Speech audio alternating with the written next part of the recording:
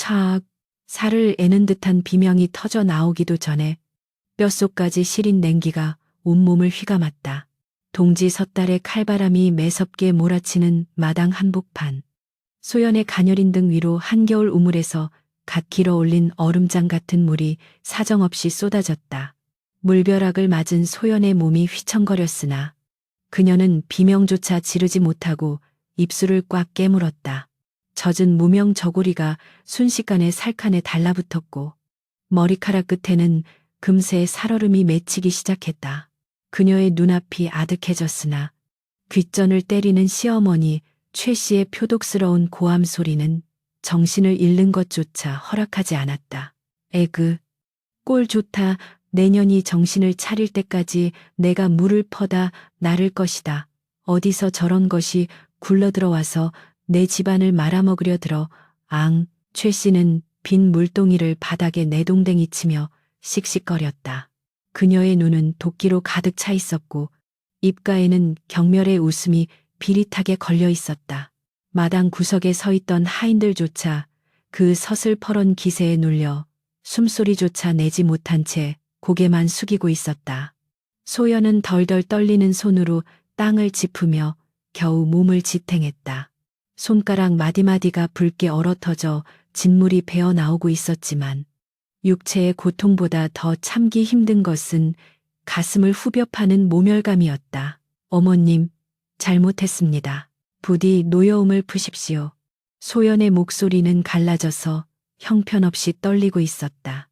그러나 최 씨는 그 애원조차 듣기 싫다는 듯 치맛자락을 거세게 털며 콧방귀를 뀌었다. 잘못 내년이 무엇을 잘못했는지 알기나 하느냐.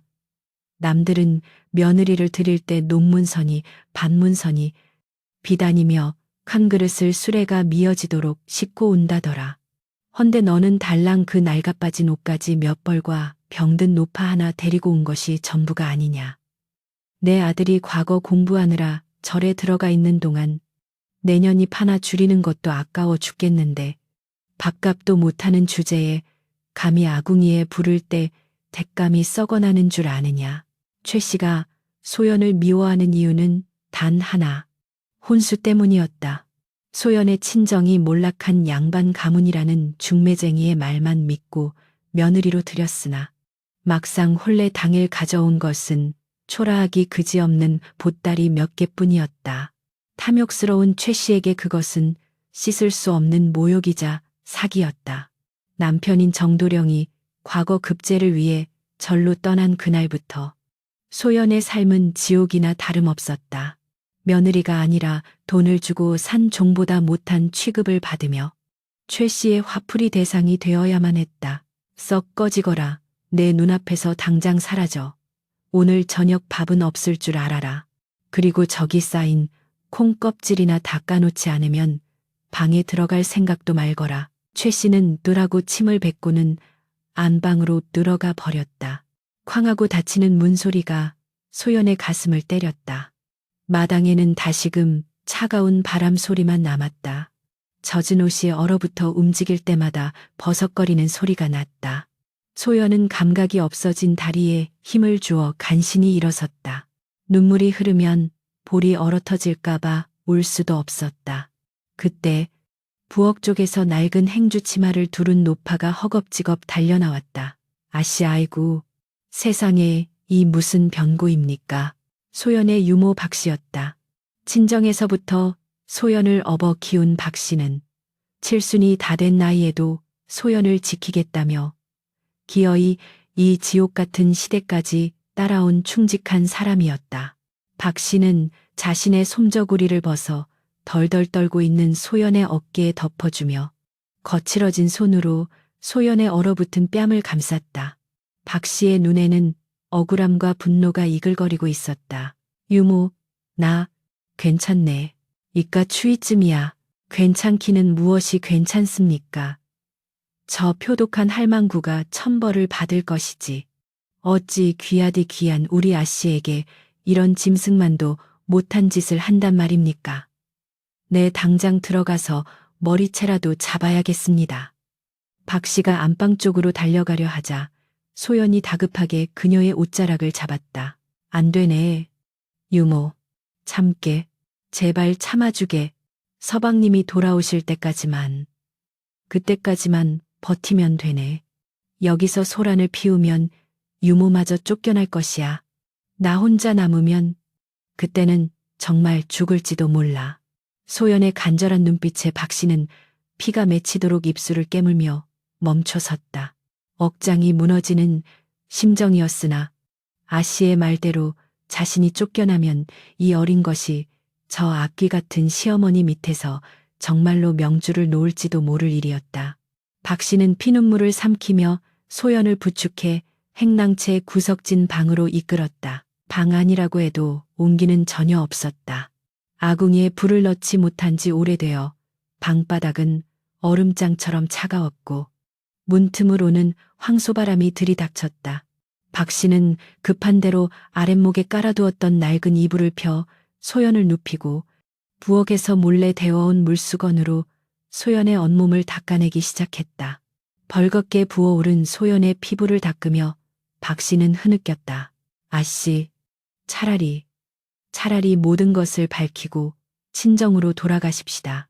대감마님께서 이 사실을 아시면 당장이라도 관군을 보내 저 집구석을 멸문지화시키실 것입니다. 도대체 왜 이런 수모를 겪으면서까지 입을 다물고 계시는 겁니까? 소연은 힘없는 미소를 지으며 고개를 저었다. 아버님과의 약조 때문이네. 사람의 됨됨이는 공궁할 때 드러나는 법이라 하셨지. 내 신분을 숨기고 이 집에 들어온 것은 정도령의 사람됨과 시댁의 가풍을 내 눈으로 직접 확인하고 싶어서였네.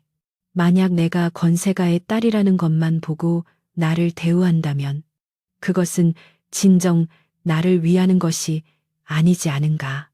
허나 아씨, 확인이고 뭐고 사람이 죽게 생겼습니다. 저 최 씨라는 여자는 사람이 아닙니다. 탐욕에 눈이 멀어 며느리를 굶겨 죽이려는 악귀입니다.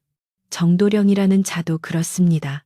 과거 공부를 핑계로 절에 처박혀 지어미가 이리 고초를 겪는데 코빼기도 비치지 않으니 그 어미의 그 자식 아닙니까? 서방님은 아니네. 떠나시기 전 내 손을 잡고 미안하다 하셨어. 반드시 급제하여 나를 호강시켜 주겠다고. 어머니의 성정을 알지만 조금만 참아달라고 눈물로 부탁하셨네. 그분의 눈빛은 진심이었어. 나는 그 눈빛을 믿네. 소연의 고집을 꺾을 수 없음을 아는 박씨는 깊은 한숨을 내쉬었다. 소연은 비록 겉모습은 여리지만 속은 대나무처럼 곱고 강한 성품을 지니고 있었다. 한번 마음먹은 일은 끝까지 해내는 그 고집이 지금은 원망스러울 따름이었다. 박씨는 속으로 다짐했다. 만약 최 씨가 선을 넘어 아씨의 목숨을 위협하는 순간이 온다면 그때는 아씨의 명을 어기고서라도 자신이 직접 나설 것이라고. 품속에 고이 간직한 서찰 한 통이 박씨의 유일한 희망이자 무기였다. 밤이 깊어지자 마당의 어둠은 더욱 짙어졌다. 소연은 젖은 몸이 채 마르기도 전에 다시 밖으로 나가야 했다. 최 씨가 명한 콩껍질 까는 일을 하지 않으면 내일 아침에 또 어떤 사달이 날지 뻔했기 때문이다. 차가운 달빛이 비추는 마루 끝에 쭈그리고 앉아 소연은 콩자루를 풀었다.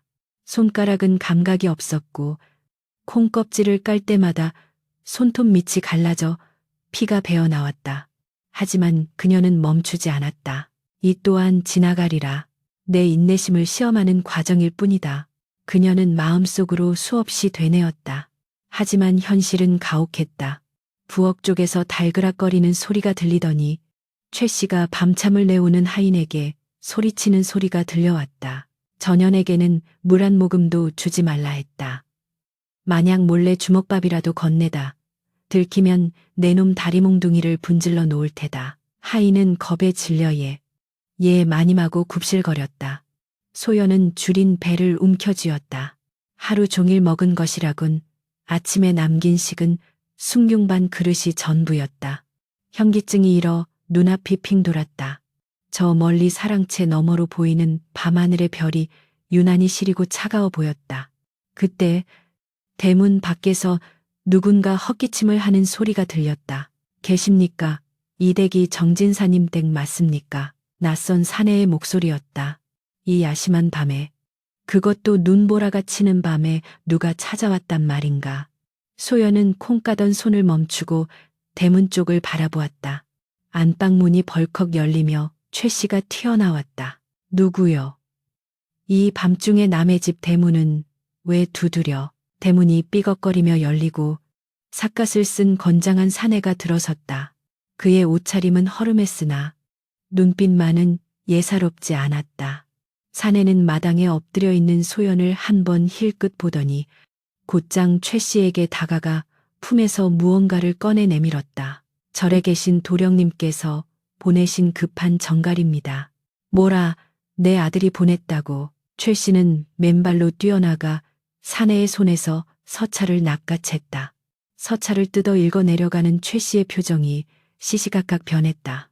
기대감에 차있던 얼굴이 점점 일그러지더니 나중에는 흑빛으로 변해버렸다. 이럴 수가, 이게 무슨 소리야. 최 씨는 비명을 지르며 자리에 주저앉았다. 소연이 놀라 다가가려 했으나 최 씨는 서찰을 구겨 던지며 소연을 향해 악을 썼다. 이 재수없는 년, 내년이 들어오고 나서 되는 일이 하나도 없어. 내년이 내 아들 앞길을 막았어. 바닥에 떨어진 서찰이 바람에 날려 소연의 무릎 앞으로 굴러왔다. 소연은 떨리는 손으로 서찰을 집어들었다. 달빛에 비친 글씨를 읽는 순간 소연의 심장도 덜컥 내려앉았다. 어머니, 불효자 용서를 비옵니다. 과거 시험장에서 답안을 작성하던 중 실수로 먹물을 엎질러 시험을 망치고 말았습니다. 면목이 없어 당분간 집에 돌아가지 못하고 산천을 유람하며 마음을 다스리려 합니다. 며느리에게는 미안하다 전해 주십시오. 그것은 단순한 낙방 소식이 아니었다. 기약 없는 이별 통보나 다름없었다. 소연을 지탱해 주던 유일한 희망인 남편의 귀환이 무기한 미뤄진 것이다. 아이고, 아이고 내 팔자야. 저런 칠칠 맞은 며느리가 들어오더니 집안에 애군이 끼었어. 최 씨는 땅을 치며 통곡하다가 갑자기 벌떡 일어나 소연에게 달려들었다. 그녀의 손이 소연의 머리채를 휘어잡았다. 나가, 당장 나가. 내 아들도 없는 집에 내년이 있을 이유가 없다. 밥축내는 식충이 같은 년, 꼴도 보기 싫으니 당장 내 집에서 꺼져. 최 씨의 광기 어린 힘에 소연은 힘없이 바닥으로 내동댕이 쳐졌다. 거친 흙바닥에 얼굴이 쓸려 쓰라렸지만 그보다 더 끔찍한 것은 이제 이 지옥 같은 곳에서 자신을 보호해줄 명분조차 사라졌다는 사실이었다. 남편의 부재, 시어머니의 광기, 그리고 땡전 한 푼 없는 빈털터리 신세. 소연은 흐릿해지는 시야 속에서 대문 밖 어둠을 응시했다. 차가운 바람만이 그녀의 파란 가슴을 뚫고 지나갔다. 이 혹독한 겨울, 그녀가 갈 곳은 어디에도 없었다. 하지만 그녀의 곁에는 말없이 주먹을 꽉 쥐고 서 있는 늙은 유모 박 씨가 있었다. 박 씨의 눈은 더 이상 슬픔에 젖어 있지 않았다. 대신 무서운 결의가 서린 차가운 빛이 감돌고 있었다. 동이 트기도 전, 닭 울음소리마저 얼어붙은 새벽이었다. 여명이 채 밝아오기도 전에 소연의 방문이 쾅하고 걷어차였다. 문풍지가 찢어질 듯한 소리와 함께 찬바람이 방 안으로 들이닥쳤다. 얇은 이불 하나에 의지해 쪽잠을 자고 있던 소연은 소스라치게 놀라 일어났다. 문 앞에는 시어머니 최 씨가 도깨비 같은 형상으로 서서 허리에 손을 얹은 채 씩씩거리고 있었다. 그녀의 입에서는 하얀 입김이 뿜어져 나왔으나 그보다 더 차가운 독설이 쏟아졌다. 이 게으른 년, 해가 중천에 떴는데 아직도 자빠져 자는 게냐. 남편이 과거에 떨어져 객지를 떠돌고 있는데 그 철하는 년이 발뻗고 잠이 오더냐. 소연은 황급히 이불을 개며 바닥에 납작 엎드렸다. 죄송합니다. 어머님, 피곤하여 그만 늦잠을. 피곤 내년이 한 게 뭐가 있다고. 피곤 타령이야. 밥값도 못하는 주제의 핑계는 청산유수구나. 당장 일어나거라. 오늘 안에 해내야 할 일이 태산이다. 최 씨는 마당 구석에 처박혀 있던 낡은 호미와 다 찌그러진 광주리를 소연의 앞에 툭 던졌다. 쇠붙이가 얼어붙은 땅에 부딪히며 쨍하는 날카로운 소리를 냈다. 소연은 의아한 눈빛으로 호미를 바라보았다. 한겨울의 호미라니 도무지 이해할 수 없는 처사였다. 무엇을 해야 합니까? 뒷산에 가서 냉이 좀 캐오거라. 입맛이 없어 도통 밥이 넘어가질 않으니 향긋한 냉이 된장국이나 끓여 먹어야겠다. 광주리를 가득 채우지 않으면 들어올 생각도 말거라. 소연의 눈이 커졌다. 지금은 엄동설한 산천 초목이 모두 얼어붙고 눈이 무릎까지 쌓인 한겨울이었다. 이런 날씨의 냉이라니. 그것은 사람을 부리는 것이 아니라 죽으러 가라는 말이나 다름없었다. 어머님, 지금은 겨울입니다. 땅이 꽁꽁 얼어 호미도 들어가지 않습니다. 하물며 냉이라니요. 말대꾸하지 마라. 네 정성이 부족하니 안 보이는 게지. 옛말에 효부는 한겨울에 잉어도 잡아오고 딸기도 구해온다더라. 너는 시어미가 먹고 싶다는데 그깟 풀뿌리 하나 못 캐오겠다는 거냐. 내 친정에서 그렇게 가르치더냐. 몰락한 양반 집안이라더니 어른 공경하는 법도 못 배운 개로구나. 최 씨는 소연의 가슴에 대못을 박는 소리를 서슴없이 내뱉었다. 친정 부모님을 욕보이는 말에 소연의 입술이 파르르 떨렸다. 더 이상 거역할 수 없었다. 소연은 말없이 호미와 광주리를 집어들었다. 낡은 무명 치마저고리 사이로 칼바람이 파고들었지만 그녀는 뒤도 돌아보지 않고 살인문을 나섰다. 산으로 향하는 길은 험난했다. 밤새 내린 눈이 발목을 잡았고 미끄러운 산길은 몇 번이나 소연을 넘어뜨렸다. 집시는 이미 젖어 축축했고 발가락은 감각을 잃은 지 오래였다. 산 중턱에 이르러서야 소연은 눈이 덜 쌓인 양지 바른 곳을 찾아 쭈그리고 앉았다. 떨리는 손으로 얼어붙은 땅을 호미로 찍어 보았다. 캉! 땅은 바위처럼 단단했다. 호미날이 튕겨나가며 소연의 손목에 찌릿한 통증을 안겼다. 그래도 그녀는 멈추지 않았다. 호미질을 할 때마다 손바닥에 물집이 터지고 피가 배어나와 호미 자루를 붉게 물들였다. 눈물이 핑 돌았지만 그녀는 이를 악물고 땅을 팠다. 시어머니의 억지가 부당하다는 것은 알지만 빈손으로 돌아가면 또다시 친정을 모욕할 것이 분명했다. 그것만은 견딜 수 없었다. 한참을 파헤쳤을까. 흙투성이가 된 손끝에 무언가 걸렸다. 조심스레 흙을 털어내자 말라비틀어진 뿌리 하나가 모습을 드러냈다. 냉이였다. 비록 잎은 시들고 뿌리는 가늘었지만 분명 냉이였다. 소연은 보물을 발견한 듯 기뻐하며 그것을 광주리에 담았다. 그러나 광주리를 채우기엔 턱없이 부족했다. 그녀는 다시 차가운 땅 위를 기어 다니며 언 땅을 파헤치기 시작했다. 해가 서산으로 뉘엿뉘엿 넘어갈 때까지 소연의 처절한 호미질은 계속되었다.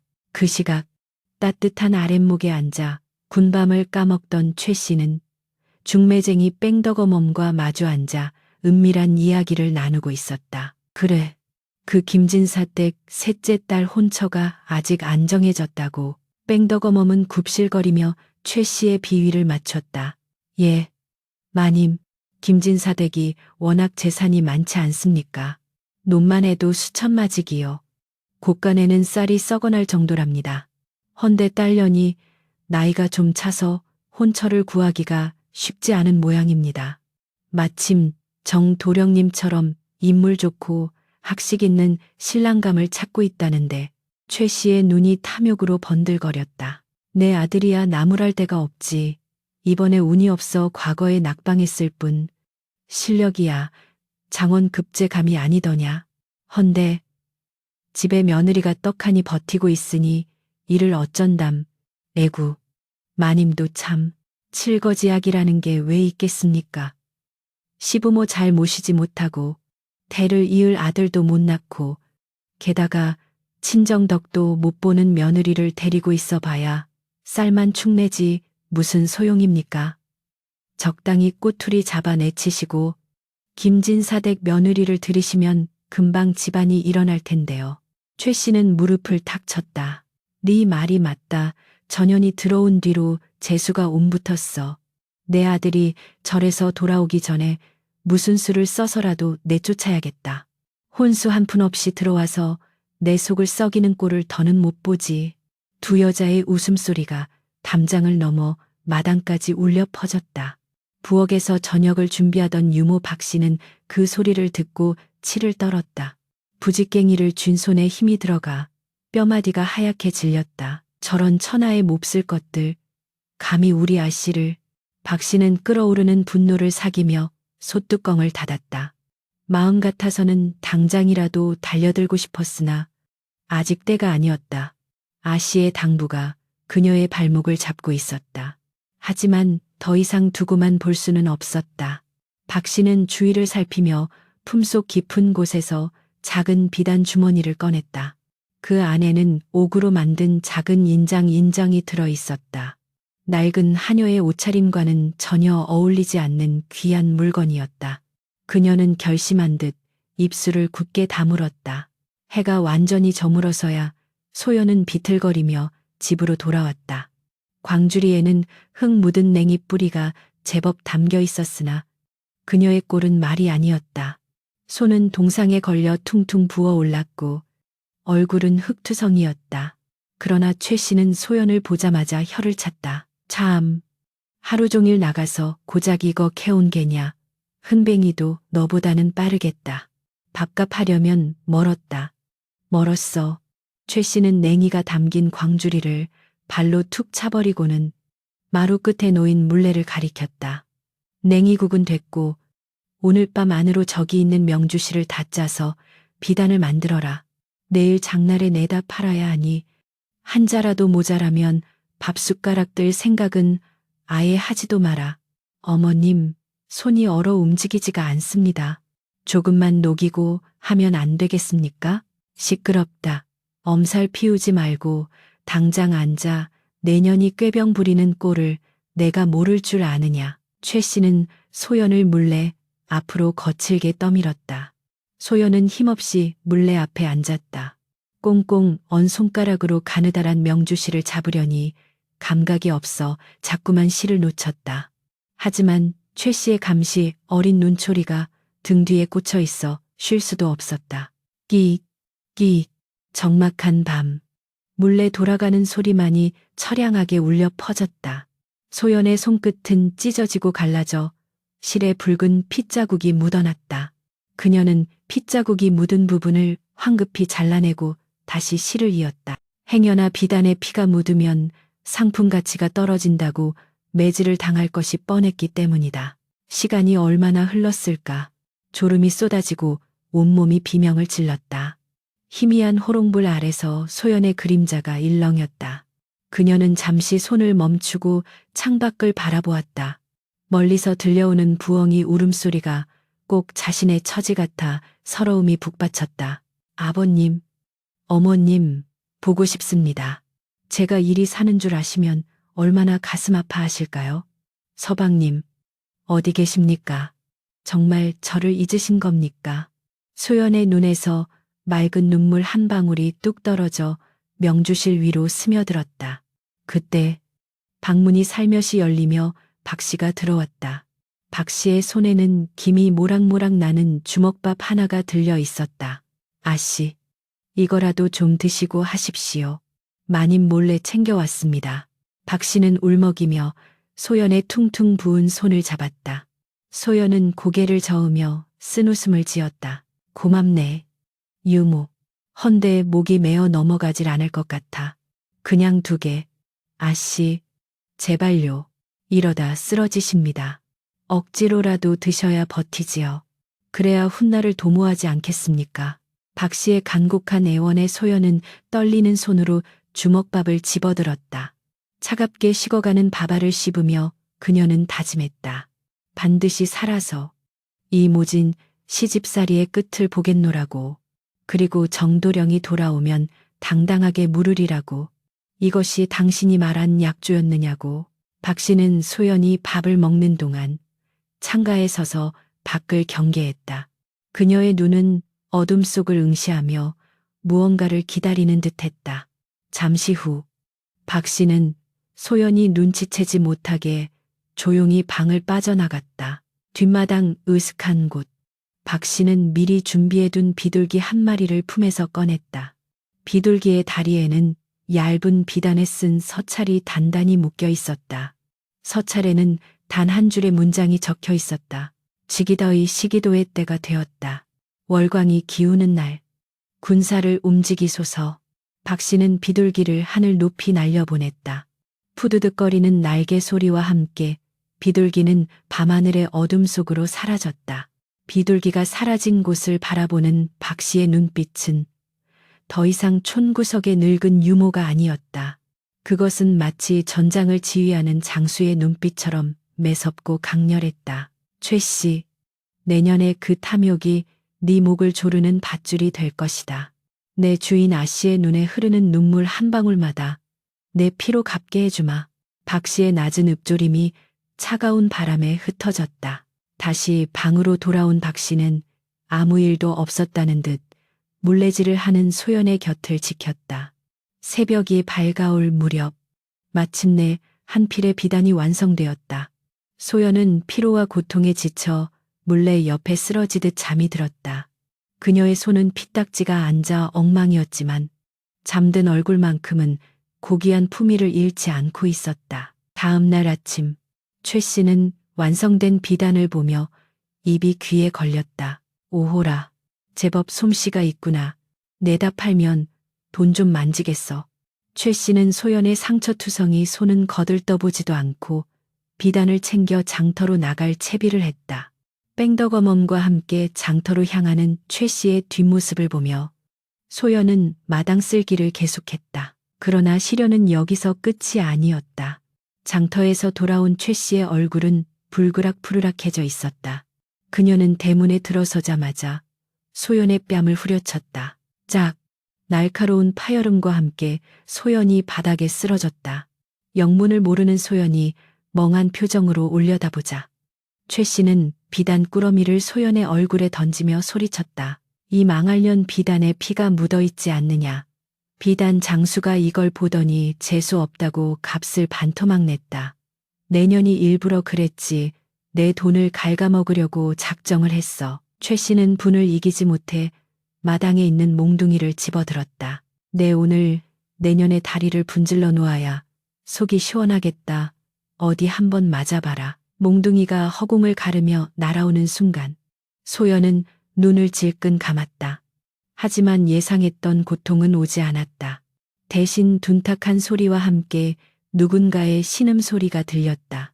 소연이 놀라 눈을 뜨자 그녀의 앞을 가로막고 선 박 씨가 대신 몽둥이를 맞고 바닥에 웅크리고 있었다. 유모, 소연의 비명 소리가 마당을 가득 채웠다. 최 씨는 의외의 상황에 잠시 멈칫했지만 이내 더욱 표독스럽게 눈을 치켜떴다. 이 늙은 것이 미쳤나. 어디 상전이 매질을 하는데 끼어들어 그래. 너도 같이 죽고 싶은 게로구나. 최 씨가 다시 몽둥이를 들어올리는 순간 대문 밖에서 웅성거리는 소리가 들려왔다. 마을 사람들이 소란을 듣고 하나둘 모여들기 시작한 것이다. 최 씨는 멈칫하며 몽둥이를 내렸다. 남의 이목을 중요시하는 그녀였기에 사람들 앞에서는 체면을 차려야 했다. 에잉, 찌쯔, 며느리 교육 좀 시키려는데 별잡것들이 다 끼어드네. 운 좋은 줄 알아라. 오늘 밤은 굶고 광에 갇혀 반성하고 있어. 쥐새끼들이랑 밤새 놀다 보면 정신이 좀 들 게다. 최 씨는 씩씩거리며 방으로 들어가 버렸다. 소연은 쓰러진 박 씨를 부둥켜 안고 오열했다. 박 씨의 등에서는 피가 배어 나오고 있었다. 유모, 나 때문에, 아씨, 울지 마십시오. 저는 괜찮습니다. 그저 뼈가 좀 쑤실 뿐입니다. 박 씨는 고통스러운 표정을 감추며 소연을 위로했다. 하지만 그녀의 눈빛은 흔들리고 있었다. 최 씨의 횡포가 도를 넘어서고 있었다. 이제는 정말 결단을 내려야 할 때였다. 박 씨는 소연의 품에 안겨 속으로 날짜를 세어보았다. 사흘만 버티면 됩니다. 그때까지만 제발 무사하십시오. 아씨, 광에 갇힌 소연과 그녀를 지키는 늙은 유모, 그리고 탐욕에 눈이 멀어 파멸로 치닫는 시어머니, 폭풍전야의 긴장감이 감도는 가운데 운명의 시간은 서서히 다가오고 있었다. 봄 기온이 언뜻 비치는가 싶더니 시댁에는 더 큰 한파가 몰아닥쳤다. 그것은 계절의 변화가 아닌 시어머니 최 씨의 끝없는 탐욕이 불러온 재앙이었다. 소연과 박 씨가 광에 갇혀 지낸 지 사흘째 되던 날, 집안이 발칵 뒤집혔다. 며칠 전부터 최 씨의 안방을 드나들던 비단 장수 왕서방이라는 자가 문제였다. 그는 최 씨에게 청나라에서 들여온 최고급 산삼을 독점할 기회가 있다며 원금의 10배를 불려주겠노라 꼬드겼던 것이다. 아들이 과거에 낙방하고 며느리의 혼수마저 시원찮자 조바심이 난 최 씨는 집안의 논문서와 반문서, 심지어 살고 있는 집문서까지 저당 잡혀 거금을 마련해 왕서방에게 안겨주었다. 그러나 약속한 날짜가 지나도 왕서방은 나타나지 않았다. 뒤늦게 관아에 알아보니 그는 전국을 돌며 과부나 촌노들의 등골을 빼먹는 희대의 사기꾼임이 드러났다. 아이고 내 돈 내 땅이 늙은 년을 죽여라. 죽여. 최 씨는 대청마루에서 대굴대굴 구르며 통곡했다. 머리를 산발하고 가슴을 쥐어뜯는 꼴이 영락없는 광녀였다. 하인들은 이미 가세가 기운 것을 눈치채고 돈이 될 만한 갈그릇이나 이불가지를 훔쳐 밤사이에 도주해버렸다. 텅 빈 집안에는 흉흉한 정막과 최 씨의 비명만이 맴돌았다. 광 속의 어둠 속에서 그 소리를 듣던 박 씨가 혀를 찼다. 자업자득입니다. 하늘이 무심치 않으니 저런 악인에게 천벌을 내리시는 게지요. 아씨, 이제 저 집구석은 망했습니다. 하지만 소연의 표정은 어두웠다. 유모, 그래도 서방님의 어머니시네. 가세가 기울면 서방님이 돌아오셔서 겪으실 고초가 얼마나 크시겠나. 아씨는 부처님이십니까? 저 여자가 아씨를 굶겨 죽이려 했는데 걱정이 되십니까? 그때 광문이 덜커덕거리더니 거칠게 열렸다. 무탄 눈에 핏발이 선 최 씨가 서 있었다. 그녀의 손에는 몽둥이 대신 식칼이 들려 있어 섬뜩함을 자아냈다. 이게 다 너 때문이다. 내년이 들어오고 나서부터 되는 일이 하나도 없어.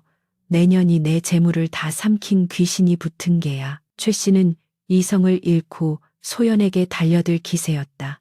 박 씨가 급히 소연의 앞을 막아서려 했으나 소연은 차분하게 앞으로 나서며 무릎을 꿇었다. 어머님, 진정하십시오. 재물은 있다가도 없고 없다가도 있는 법입니다. 몸만 성하시면 다시 일으킬 수 있습니다.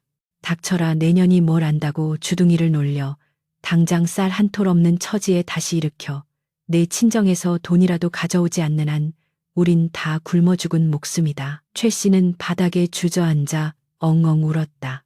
배신감과 공포, 그리고 굶주림이 그녀를 벼랑 끝으로 몰고 가고 있었다. 소연은 조용히 자신의 품속을 뒤적였다. 낡은 저고리 안돈에서 꼬깃꼬깃한 쌈지 하나가 나왔다. 그녀가 그것을 펼치자 말린 육포 몇 조각과 콩가루를 뭉친 다식이 드러났다. 그것은 소연이 친정을 떠날 때 어머니가 비상시에 쓰라며 몰래 쥐어주신 마지막 식량이었다. 극한의 배고픔 속에서도 소연은 이것만은 건드리지 않고 아껴두고 있었다. 어머님, 이것이라도 드십시오. 며칠 굶으셨지 않습니까? 기력을 차리셔야 후일을 도모하지요. 소연은 떨리는 손으로 음식을 최 씨에게 내밀었다. 최 씨는 짐승처럼 음식을 낚아채 입에 넣고 허겁지겁 씹어 삼켰다. 목이 메어 촉촉거리는 최 씨의 등을 소연이 부드럽게 두드려 주었다. 그 순간 최 씨의 눈빛이 기묘하게 변했다. 고마움이 아닌 더 큰 도끼와 비열함이 스쳐 지나갔다. 배가 어느 정도 차자 그녀의 비뚤어진 심사가 다시 고개를 든 것이다. 인연이 이런 비상식량을 숨겨두고 있었어. 내가 굶어 죽어갈 때 저 혼자 살겠다고 딴 주머니를 차고 있었구나. 게다가 친정에서 가져온 것이라니. 뒤지면 돈 될 만한 게 더 나올지도 몰라. 최 씨는 소연의 손을 뿌리치고 벌떡 일어났다. 이 앙큼한 년 시어미는 굶어 죽어가는데 음식을 숨겨두고 있었어. 내 이럴 줄 알았다. 도둑년 신보가 따로 없구나. 어머님, 그게 무슨 말씀이십니까? 저는 그저 듣기 싫다. 내년이 내 재산을 말아먹은 것도 모자라. 이제는 내 목숨까지 위협하는구나. 더는 못 참는다. 관아에 고발하겠다. 시어미의 폐물을 훔치고 곳간 열쇠를 빼돌려 가산을 탕진하게 만든 죄를 물을 것이다. 소연은 기가 막혀 말문이 막혔다. 적반하장도 유분수지. 자신의 잘못을 며느리에게 뒤집어 씌워 감옥에 보내려는 수작이었다. 어머님, 어찌 그런 거짓을. 거짓과나 사또가 내 말을 믿겠느냐. 아니면 몰락한 양반 가문의 천출 같은 내년 말을 믿겠느냐. 내 너를 관노비로 팔아버려서라도 잃어버린 돈을 메꿀 것이다. 최 씨는 광문을 다시 걸어 잠그고 밖으로 뛰쳐나갔다. 곧이어 대문 밖으로 멀어지는 발소리가 들렸다. 정말로 관아로 향하는 것이었다. 어둠 속에 남겨진 소연은 바닥에 주저앉았다. 참아왔던 눈물이 봇물 터지듯 쏟아졌다. 선의를 악으로 갚는 시어머니의 태도에 마지막 남은 인내심의 끈이 끊어지는 듯했다. 유모, 세상이 어찌 이리도 잔인한가. 나는 그저 도리를 다하려 했을 뿐인데. 그때 어둠 속에서 박 씨의 나지막한 목소리가 들려왔다. 아씨, 이제 되었습니다. 충분하십니다. 박 씨는 더 이상 하녀의 말투가 아니었다. 그녀는 주섬주섬 옷매무새를 가다듬더니 소연의 앞에 정중히 큰 절을 올렸다. 지난 수개월간 아씨께서는 인간으로서 겪기 힘든 수모를 견디셨습니다. 그 인내와 효심은 하늘을 감동시키고도 남음이 있습니다. 허나 저 악독한 노파는 구제불능입니다. 아씨의 자비마저 도구로 받아들이니 더 이상의 인내는 미덕이 아니라 아씨 자신을 해치는 칼날일 뿐입니다. 유모, 그게 무슨 소리인가? 박 씨는 품에서 작은 향낭을 꺼내 소연의 손에 쥐어주었다. 그 안에는 소연의 이름이 새겨진 옥패 유파이가 들어있었다. 대감마님께서 보내신 전갈에 따르면 조정의 상황이 정리되었다 합니다. 아씨의 가문을 모함했던 간신배들이 모두 숙청되었고 대감마님께서는 영의정으로 복직되셨습니다. 이제 아씨는 더 이상 몰락한 가문의 딸이 아닙니다. 조선 팔도에서 가장 귀한 여인이십니다. 소연은 옥패를 멍하니 바라보았다. 아버지, 그리운 아버지. 역적으로 몰려 가문이 풍비박산 날 위기에서 딸 하나만이라도 살리기 위해 신분을 숨겨 먼 시골로 시집 보냈던 아버지. 그 기나긴 인고의 세월이 주마등처럼 스쳐 지나갔다. 허나 지금 관아 사람들이 들이닥치면 나는 도둑 누명을 쓰고 잡혀갈 것일세. 최 씨가 작정하고 덤벼드는데 어찌 당하겠는가. 박 씨의 입가에 서늘한 미소가 번졌다. 오라 하십시오. 제 발로 호랑이 굴을 찾아가는 격이니 오히려 잘된 일입니다. 관아의 사또는 며칠 전 새로 부임했는데 강직하기로 소문난 분입니다. 그리고 무엇보다 박 씨는 말을 멈추고 광의 벽 틈으로 밖을 내다보았다. 멀리서 말발굽 소리가 지진처럼 울려오고 있었다. 한두 필의 말이 아니었다. 수십, 아니 수백의 군마가 땅을 울리는 소리였다. 때가 되었습니다. 아씨, 눈물을 닦으십시오. 이제 고개를 드셔야 합니다. 잠시 후 밖에서 왁자지껄한 소리가 들려왔다. 최 씨가 포졸들을 이끌고 돌아온 것이다. 저기입니다. 저 광안에 도둑년이 들어있습니다. 내 폐물을 훔치고 쌀을 빼돌린 천하의 잡년입니다. 당장 끌어내 주리를 틀어주십시오. 최 씨의 표독스러운 목소리가 마당을 쩌렁쩌렁 울렸다. 포졸들이 광문을 부술듯 두드렸다. 안에 있는 죄인은 나오라 관아의 명이시다. 광문이 열렸다. 쏟아지는 햇살 사이로 소연이 걸어 나왔다. 며칠을 굶어 야위고 얼굴은 흙투성이었지만 그녀의 눈빛만은 형형하게 빛나고 있었다. 그 뒤로 박 씨가 호위하듯 따랐다. 최 씨는 의기양양하게 웃으며 소연의 멱살을 잡으려 했다. 인연 네 죄를 알렸다. 그 순간이었다. 멈춰라. 대문 밖에서 천둥 같은 호통 소리가 들려왔다. 모두의 시선이 대문으로 쏠렸다. 좁은 살인문이 부서져라 열리더니 화려한 관복을 입은 사또가 황급히 들어왔다.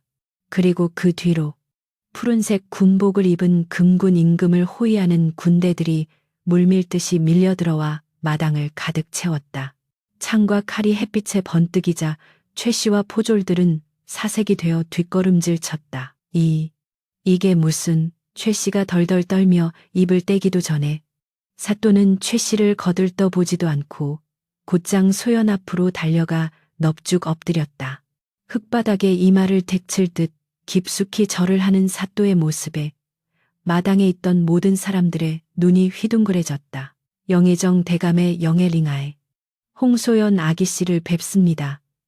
늦게 찾아와 배운 죄, 죽어 마땅하옵니다. 정적, 숨 막히는 정적이 흘렀다. 최 씨는 자신의 귀를 의심했다. 영의정 영예아기씨. 머릿속이 하얗게 변하며 다리에 힘이 풀렸다. 그녀는 멍한 눈으로 소연을 올려다 보았다. 넝마 같은 옷을 입고 있지만 그 속에 감추어졌던 기품이 비로소 찬란하게 피어오르고 있었다. 소연은 천천히 고개를 숙여 발밑에 엎드린 사또를 내려다 보았다. 그리고 시선을 돌려 공포에 질려 입을 딱 벌리고 있는 시어머니 최 씨를 바라보았다. 반전의 서막이 올랐다. 영의정, 그게 당최, 무슨, 최 씨의 입술이 파르르 떨렸다. 그녀의 머릿속은 뒤죽박죽 엉켜 돌아가지 않았다. 영의정이라면 일인지야 만인지상, 일은지사, 만른지상. 임금 바로 아래에서 천하를 호령하는 최고의 권력자가 아닌가. 그런 대감의 귀한 딸이 곰팡이 핀 보리밥을 먹고 얼음장 같은 방에서 떨며 자신의 구박을 받던 저 며느리란 말인가. 에이, 사또 나으리도 참, 농이 지나치십니다.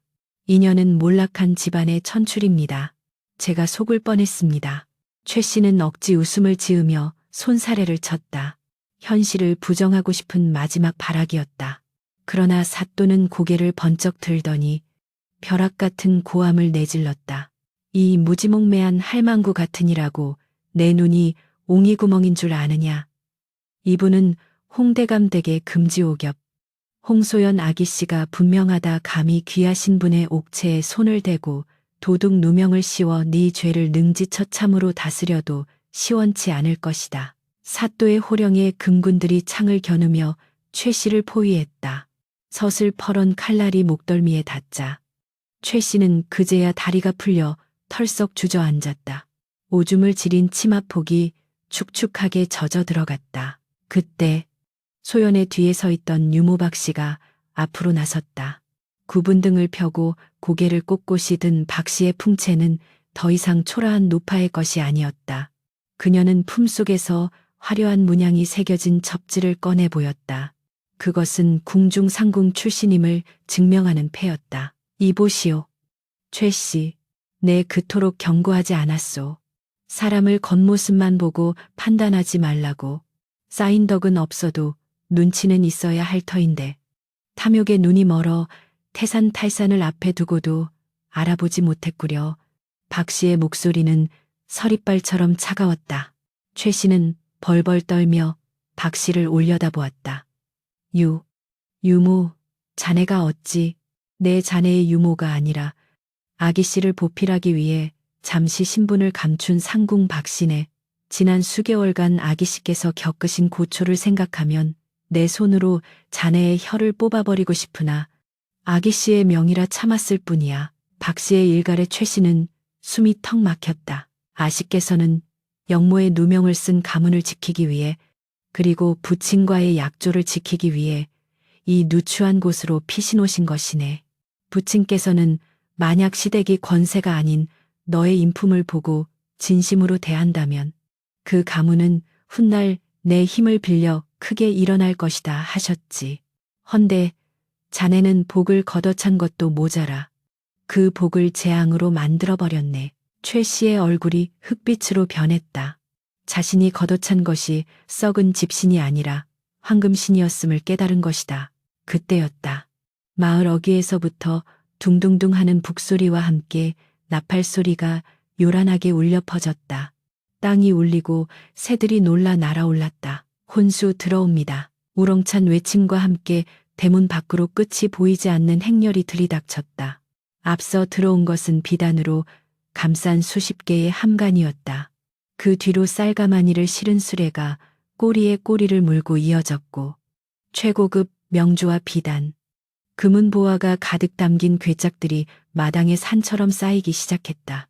그 규모가 어찌나 방대한지 최 씨의 작은 기와집 마당이 꽉 차고도 넘쳐 담장 밖까지 줄을 서야 할 지경이었다. 구경 나온 마을 사람들은 입을 다물지 못했다. 저게 다 멋이여. 임금님 행차도 저 정도는 아니래서 세상에 저게 다 금덩어리여. 최 씨네 집안은 이제 벼락부자가 아니라 벼락을 맞은 게요. 최 씨는 눈앞에 펼쳐진 광경에 넋을 잃었다. 자신이 그토록 며느리를 구박하며 타박했던 혼수였다. 쥐꼬리만한 글그릇 몇 개를 팔았던 그녀의 눈앞에 나라 하나를 사고도 남을 만한 재물이 쏟아지고 있었다. 그러나 그 모든 것은 이제 그녀의 것이 아니었다. 그것은 그녀를 심판하러 온 증거물들이었다. 행렬의 마지막 화려한 가마 한 채가 들어섰다. 가마문이 열리고 내린 사람은 다름 아닌 남편 정도령이었다. 그러나 그의 모습은 초라한 선비가 아니었다. 관복을 갖춰 입고 어사화를 꽂은 당당한 관리의 모습이었다. 어머니. 정도령은 마당의 참상을 보고 비통한 표정을 지었다.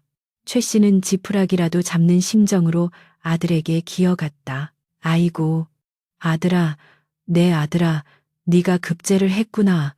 어서 이 어미 좀 살려다오. 전현, 아니, 며느리가 나를 죽이려 한다. 그러나 정도령은 어머니의 손을 차갑게 뿌리쳤다. 그의 눈에는 실망과 분노가 가득했다. 어머니, 제가 떠날 때 뭐라 당부드렸습니까? 부디 사람을 귀하게 여겨달라 간곡히 부탁드리지 않았습니까? 절에서 공부하는 동안 유모 박씨를 통해 어머니의 악행을 모두 전해 들었습니다. 며느리에게 찬물을 끼얹고 한겨울에 산으로 내몰고 밥을 굶기고 끝내는 도둑으로 몰아 관아에 넘기려 하셨다지요. 그게 나는 다 너를 위해서 저를 위한다고요. 천만에요. 어머니의 그 탐욕이 제 앞길을 막고 집안을 멸문지화의 위기로 몰아넣은 것입니다. 장인어른이신 홍대감께서 복권되시며 저 또한 그 덕으로 벼슬길에 올랐으나 어머니 때문에 제 얼굴을 들 수가 없습니다. 정도령은 소연에게 다가가 무릎을 꿇었다. 부인, 면목이 없소. 내 불찰이오. 이 못난 지어비를 용서하지 마시오. 소연은 눈물을 흘리는 남편의 어깨를 감싸 일으켰다. 서방님의 잘못이 아닙니다. 일어나세요. 소연은 천천히 최 씨에게 다가갔다. 비단옷으로 갈아입은 것도 아니오. 여전히 흙 묻은 무명옷 차림이었지만 그녀에게서 뿜어져 나오는 위엄은 범접할 수 없었다. 그녀의 뒤로 산더미처럼 쌓인 재물과 무장한 군사들이 병풍처럼 서 있었다. 최 씨는 이제 공포에 질려 숨조차 제대로 쉬지 못했다. 자신이 부리던 하녀보다 못하게 여겼던 며느리가 생사 여탈권을 쥔 저승사자처럼 내려다보고 있었다. 어머님, 소연의 목소리는 낮고 고요했다. 제가 가져온 혼수가 마음에 드십니까? 어머님께서 그토록 원하시던 재물입니다. 이 마당을 가득 채우고도 남을 만큼 가져왔습니다. 아가, 내가 죽을 죄를 지었다. 몰라서 그랬어. 정말 몰라서. 최 씨는 바닥에 머리를 뜨니며 빌었다. 이마에서 피가 흘러내려 눈을 가렸지만 멈출 수 없었다. 몰라서 그랬다. 예, 모르셨겠지요. 재물에 눈이 멀어 사람의 마음을 보지 못하셨으니까요. 허나 무지도 죄입니다. 사람의 가슴에 못을 박고 피눈물을 흘리게 한 그 죄는 결코 가볍지 않습니다. 소연이 손을 들어 올리자 금군 대장이 칼을 뽑아들며 최 씨의 목을 겨누었다. 대역죄인의 딸을 며느리로 들였다며 구박할 때는 언제고 이제 권세가의 딸이라 하니 목숨을 구걸하십니까? 어머님의 그 얄팍한 처세술이 참으로 안타깝습니다. 살려주게 며느라가 제발 살려만 다오. 내 평생 너를 업고 다니마 다시는 안 그러마. 최 씨의 비명은 처절했다. 사또가 소연의 눈치를 살피며 물었다. 아기씨, 국법에 따라 시어머니가 며느리를 학대하여 죽음에 이르게 할 뻔한 죄, 그리고 양반을 능멸한 죄를 물어 곤장 100대에 처하고 관노비로 삼을까요? 아니면 지금 당장 참수할까요? 사또의 말에 최 씨는 거품을 물고 기절할 듯 눈이 뒤집혔다. 마당의 공기는 팽팽하게 당겨진 활시위처럼 긴장감으로 가득 찼다. 소연의 입에서 떨어질 한마디에 최 씨의 목숨이 달려 있었다. 소연은 차가운 눈으로, 그러나 깊은 슬픔이 어린 눈으로 쓰러진 시어머니를 응시했다. 지난 겨울의 추위와 배고픔, 모멸감이 스쳐 지나갔다. 복수의 칼날은 그녀의 손에 쥐어져 있었다. 휘두르기만 하면 끝날 일이었다. 하지만 소연은 칼 대신 다른 선택을 하려 하고 있었다. 그만하십시오. 살기 등등한 침묵을 깬 것은 소연의 나직한 한마디였다. 그녀는 금군 대장이 최 씨의 목에 겨누고 있던 섯을 퍼런 칼날을 조용히 손으로 밀어내었다. 쇳소리와 함께 칼이 거두어지자 바닥에 납작 엎드려 사시나무 떨듯 떨고 있던 최 씨는 참았던 숨을 토해내며 오열했다. 죽음의 문턱까지 갔다가 돌아온 자의 처절한 안도감이었다. 소연은 차가운 눈빛을 거두고 한층 부드러워진, 그러나 엄격함이 서린 눈으로 시어머니를 내려다보았다. 어머님, 일어나십시오. 비록 어머님께서는 저를 짐승만도 못하게 대하셨으나 저에게는 서방님을 낳아주신 귀한 분이십니다. 제가 어찌 시어머니의 피를 보고 마음이 편하겠습니까? 국법으로 다스리는 것은 제 도리가 아닙니다. 소연의 자비로운 말에 최 씨는 감히 고개를 들지도 못하고 바닥에 이마를 두스며 통곡했다. 아이고, 아기씨, 이 못난 늙은이를 죽여주십시오. 내 눈이 멀어 생불성포를 알아보지 못했습니다. 내 죄를 어찌 씻을꼬 죄를 씻고 싶으십니까? 그렇다면 방법이 있습니다. 소연은 뒤돌아 마당에 산처럼 쌓인 혼수품들을 가리켰다. 비단과 곡식, 금은보화가 햇빛을 받아 눈부시게 빛나고 있었다. 최 씨가 그토록 탐내던 재물들이었으나 이제는 그것을 바라보는 그녀의 눈에 탐욕 대신 부끄러움이 가득했다. 이 재물들은 모두 저의 친정 아버님께서 보내주신 것입니다. 허나 저는 이 재물이 단 한 푼도 이 집 창고로 들어가는 것을 원치 않습니다. 지난 겨울 어머님의 탐욕으로 인해 소작료를 과하게 뜯겨 굶주린 마을 사람들이 많다고 들었습니다. 이 쌀과 비단을 모두 풀어 그들에게 나눠주십시오. 그것이 어머님이 사시는 길입니다.